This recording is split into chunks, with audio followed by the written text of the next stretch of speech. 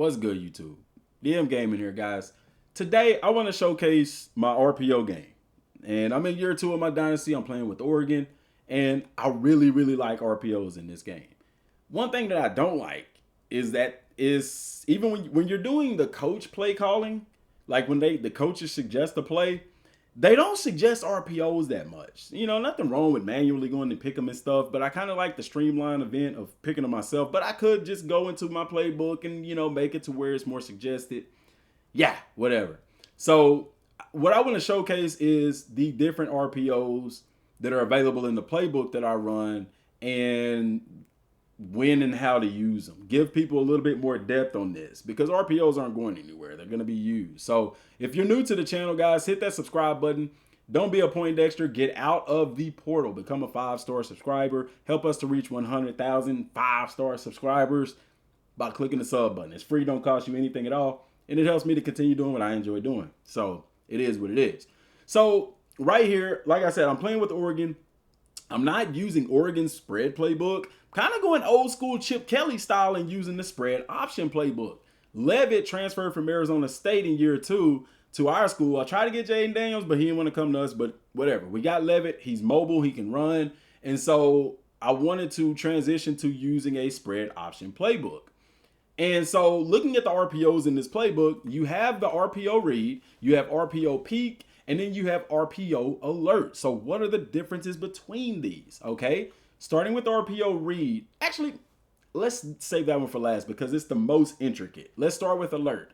Alert plays are simple. Alert plays, you're simply reading the secondary. Okay, you have a pre-snap read and a post-snap read. Okay, the reason I say pre and post-snap is because your pre-snap read might not always end up being your post-snap read. This is football. This game is more in-depth than past college football games. So with your pre-snap read, you're seeing how the secondary is aligned to your wide receivers. If it's favorable, then snapping the ball, you still have that post-snap read. Because they may be backed off, but at the snap of the ball, they may crash and come downhill. And that throw is not going to be there any longer. And then you have to give it. All right.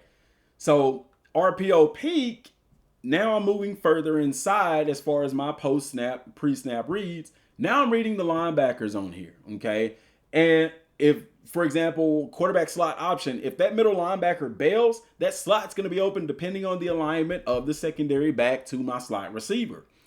And then the yellow is always your check down guy in a sense. That's kind of your, oh crap, I didn't give it, I still need to throw it, last resort kind of deal. And then motion RPO zone, that's really more to the running back. It depends on, once again, you're reading those linebackers. If flow goes with motion at the snap, it's not going to be there. Then you have the option to either give it to the running back going away from the flow, or you can hit the your number one receiver. All right. Now, the most intricate one and the hardest to master is the play action read. The mesh on this is extremely it's a lot slower. It's not like Wake Forest where you're just standing there walking with the running back and then at the last minute you can pull it, which I freaking love that RPO system. I'm going to do that playbook next. But this one is a slower read, okay? Because now, remember alert, we went from the corners. Peak, we went to the backers. Now with the RPO read, I'm reading the defensive ends, okay? So in reading the defensive ends, if they come down flat, if they're at the line, if they just sit, if they come flat, I don't want to give it to my running back because they're going to hit them in the backfield. Okay. If they come upfield, I maybe want to give it to my running back. I maybe want to throw it. If they stay put, I maybe want to give it or I maybe want to pass it. So there's several things that the defensive end can do that can dictate what we do with the football at the snap of the ball. And then, of course, like any other RPO, you still have your pre-snap reads from the secondary and your post-snap reads as well. You got to be quick on your feet with this one. I love this offense with a fast quarterback, a fast mobile quarterback, because they're deadly. You're going to get, with the RPO reads, especially smoke, you're going to have opportunities to have a athlete in space. So what I want to do is just do a random one. Let's do a random RPO play. Oh, no, I didn't want a tempo. Random RPO play. And then let's just 4-2-5. Let's just do a random defense. Random defense. They might be in a 4-4. They might be in a 4-2-5. We don't know. All right, so off top, this is an alert. So what I'm looking at is my secondary. My target receiver is over to the left. The Stewart. That corner is played about 8 yards off of the football. But if you look to the right, that corner is playing even further off. But I want to go with my initial read, which is Stewart over to the left. Now, what I'm looking for, even though he's playing off, he could do one of two things. He could either stay put. Actually, do one of three things. He could either stay put, which is fine. That route's going to be open for a good 5-yard gain. He could bail, which is great because now I'm going to get a first down on this throw. Or even though he's playing off, he could crash down. And if he crashes, if the corner crashes, do not, absolutely under no circumstances, throw that football. Because the way that the defense is in this game, they're going to pick it off 100 or 99% of the time. All right. So I'm looking at my pre-snap read right there. All right. Snapping the ball. He bails. Great. I give it to him. First down. Okay. Easy like Sunday morning. All right. Next play right here. This is a read play. I have a double bubble from my inside slot receivers, but I'm targeted to go to the right. Why? Because it goes in conjunction with the running back. Because on this, with the read being to the right, the running back is pretty much hitting it up the A gap here to the right. If I can hold the attention of that outside backer there, all right, then that bubble route more likely is going to be open. I like the look of that secondary back right there because he's backed off about 8 yards. All right, so once again, let's see how this goes. What am I looking at? R1 here. He bails. I should have gave that. That was a perfect example of when to give it, and I didn't give it. Shame on me.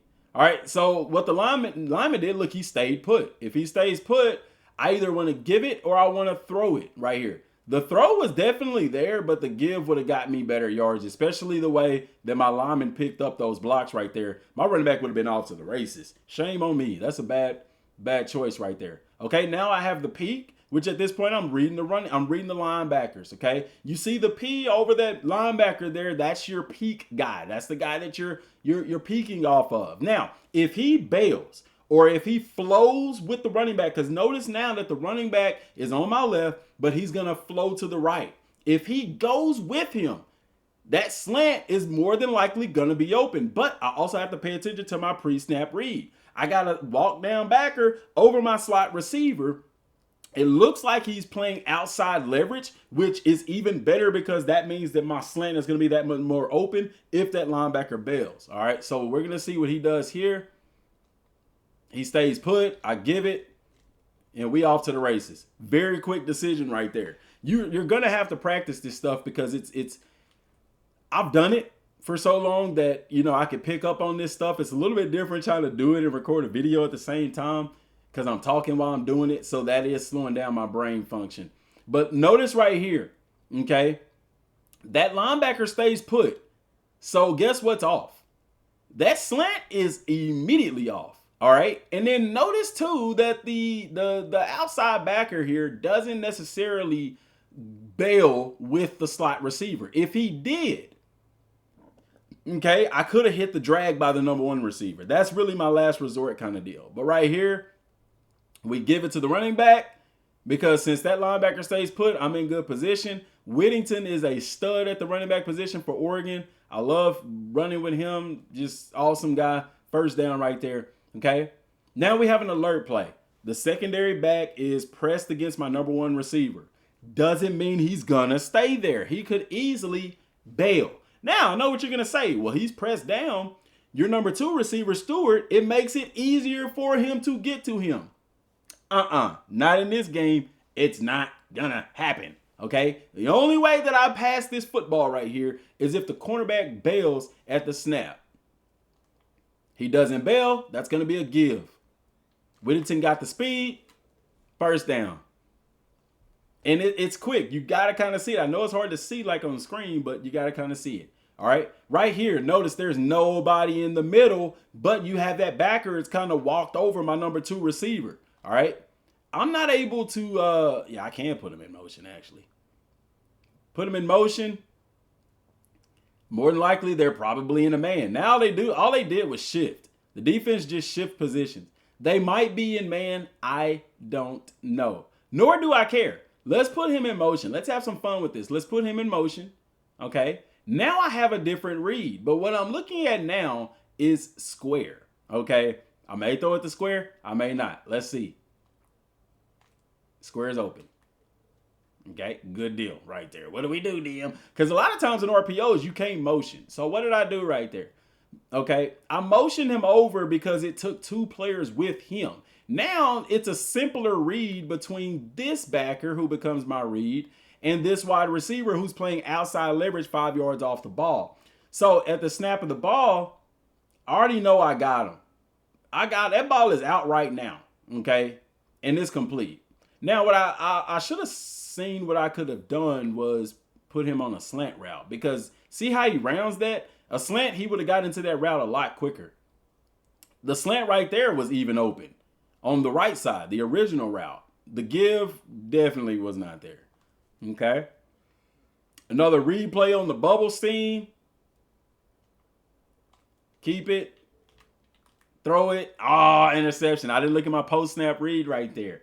And that's my fault. So pre-snap read, I was fine. He was backed off. That's good. The defensive end stays put. So this is definitely, I could either give it right here, I could throw it, or I can keep it.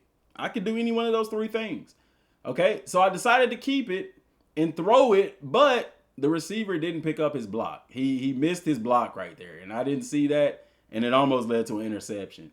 The mess ups let you know where you need to do better at. Okay, this is a peak play, so the corners are pressing, so my check down won't be there unless he bails, which is Stewart.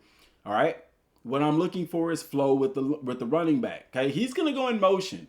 Okay, they could flow with that motion. If they shift towards that motion, give it to the running back. If they stay put, I need to throw it. They don't shift with the motion. The read right there, let's just give it and be on the safe side. Okay. Instant replay here. You see him in motion. Nobody goes with the motion.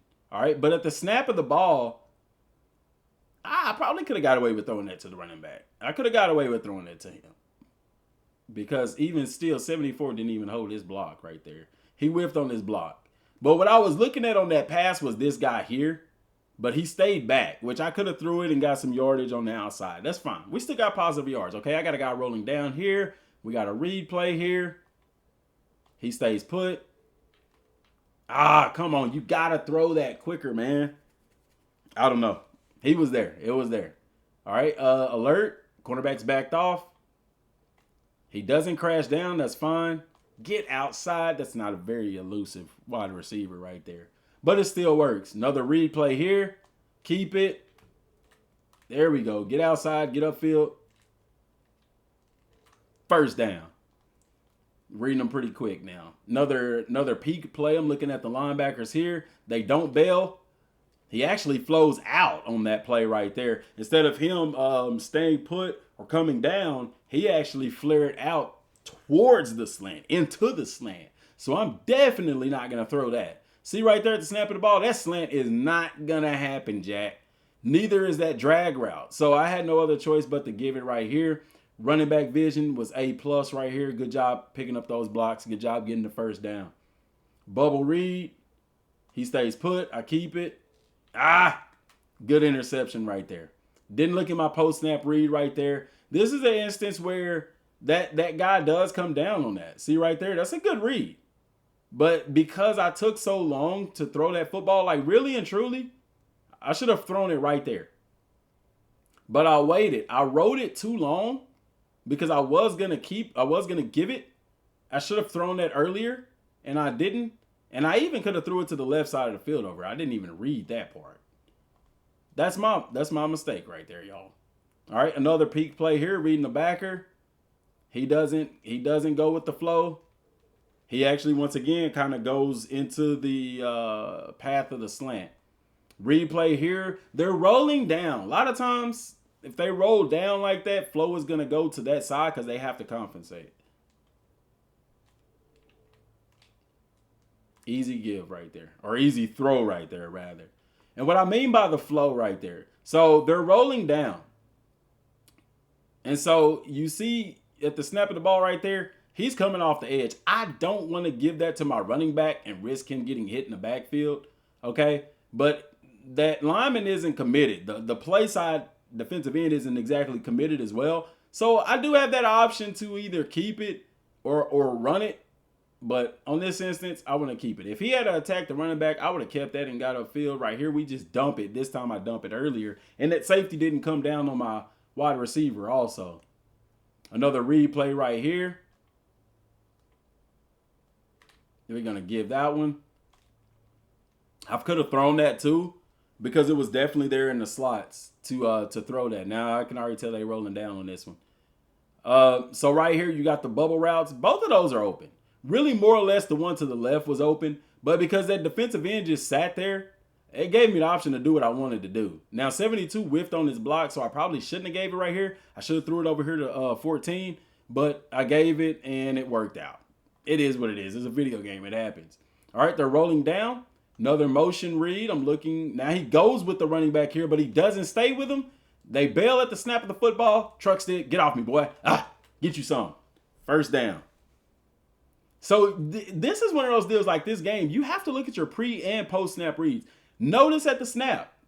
Yeah, I can't back up any further than this, but the running back goes in motion. The linebacker is going with him. So initially, if you stopped your read right there, I would have gave the football. And I wouldn't have been wrong. I wouldn't have been in a bad position. But what I noticed is the linebacker stopped. And right there, nobody chose to go with the running back. Right there. So when I decided to throw that football right there, it's a good thing I did because 74 didn't even hold his block. We would have been tackled in the backfield. All right. He's wide open. They started going with him this way, and then snapping the ball, they went back that way. All right.